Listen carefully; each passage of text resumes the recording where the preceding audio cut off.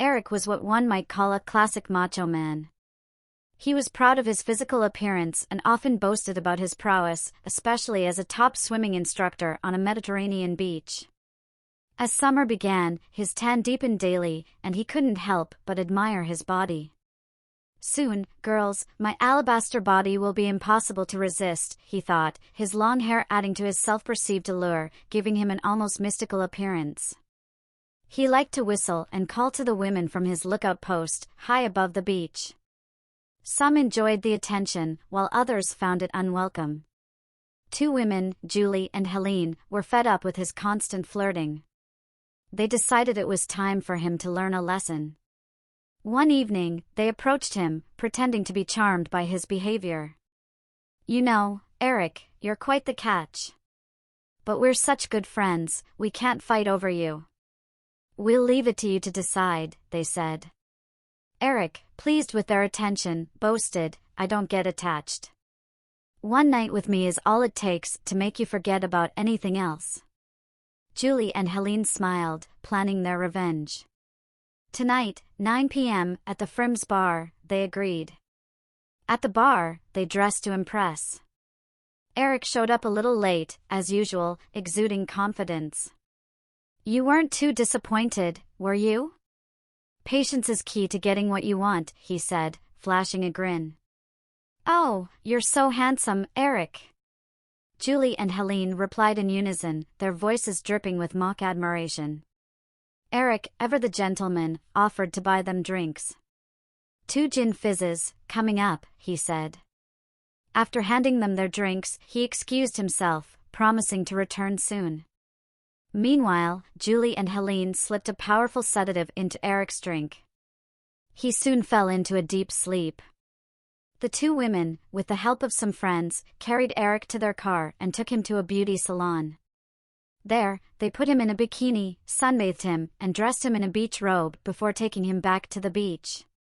The next morning, as the sun rose, beachgoers were shocked to see Eric, now dressed in women's clothing, paraded along the shore.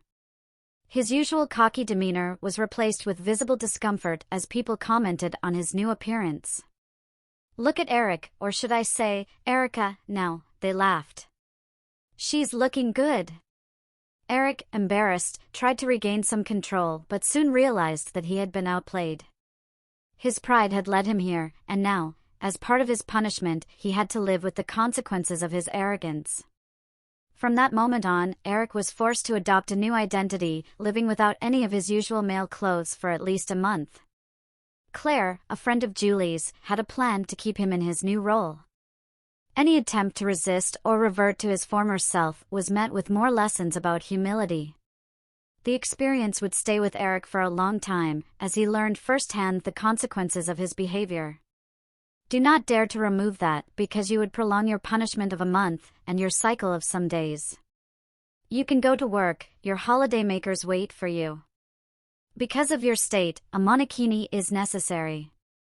After these 5 days, you will have the right to a bikini. But, you joke, it's an accept question that I go to the beach like that. You are crazy, as usually, the girls. Stop your joke and one will stay good friends. Okay? Otherwise. Otherwise what? I shall take you quite one after the other and you will finally see true virility. Wait a little. How can you speak to us? We are not animals just created to be the pleasure of the male. Furthermore, such as you are badly placed to say what you dare to say. You are ours, at the moment. You saw yourself? At all. I would be ashamed too. To be a girl, ever. As soon as an aura is turned back, your trimmings will go to waltz before it is I who waltz you in the bed. One way or another. You look for us, you find us. Go to the makeup. Removal of eyebrows, hairstyle with curlers, everything passed there. Eric began to lose his haughtiness, but he boasted still. In the end, Eric was unrecognizable. The 4 girls put him in the car and deposited him in the rescue post. Helene, responsible, not being irritated to see his swimming instructor booster so, played a game. Go, Erica, to the watchtower. It is your tour, my pretty girl.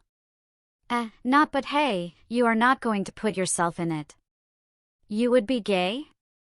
You mean? Dressed as you are, I believe that you are badly placed to insinuate whatever it is.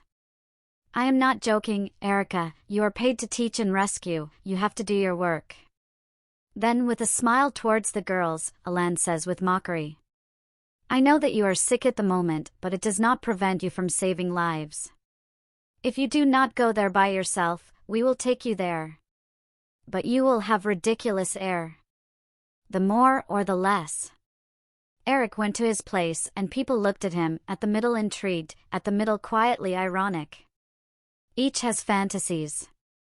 Is it good to be a woman? You please me, you know. You are free this evening? A shout was heard. Eric was so obliged to put himself in the water and he hurled himself towards the bather in distress. The bikini and the tampon bothered him. Chest forms also, but he did not have to remove anything. Suddenly, he says himself that, from the return on the beach, he would act. The bather hung on languishing to the neck. It was Luke, his best friend, who had not recognized him at the time.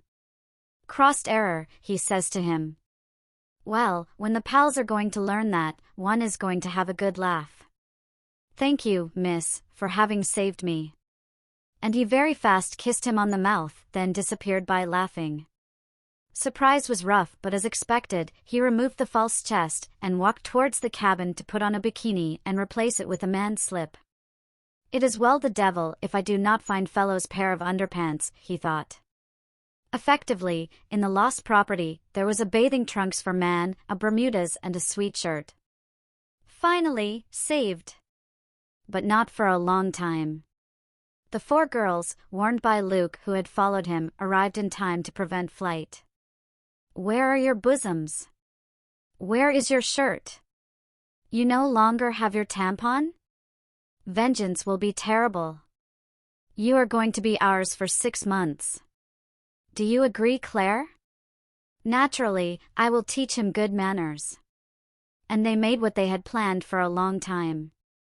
They fixed mammary prostheses with a special glue, put on him a false female organ in latex, and threatened to take him hormones if he began to try to become again a male within 6 months. So it was made. Eric was Erica from June till December. From September, he had to go to the swimming pool of the city dressed as a girl, give classes in school, and be amused by the girl. The teachers used him to give a lesson on the respect for some and for the others, explaining that he was punished there where he had gone fishing. To laugh at women when one is a man is not normal. He had his period 6 times. He had to walk in the city in a skirt and tights, he had no right to put on trousers, safe ones that were very feminine. He had to change lingerie all day. Naturally, washing and ironing occupied its evenings. The hair having grown, Claire put on him differently every day and made up in a simple but feminine way. The only male gesture which stayed in him was compulsory shaving. In the bed, no question to refuse to make love. Erica's migraines were not an excuse. And the 4 girls had the honor to play the seducers by dredging him by making love as to a woman, finally, almost. Result was paying. Eric became charming and full of attention. Tracks due to the suntan, which had activated everything, were only a recollection. But he knew that in the least prank, it would begin again. Claire, Julie, Helene and Annie would take care of it. Eric found his male clothes with pleasure and asked for forgiveness from the girls.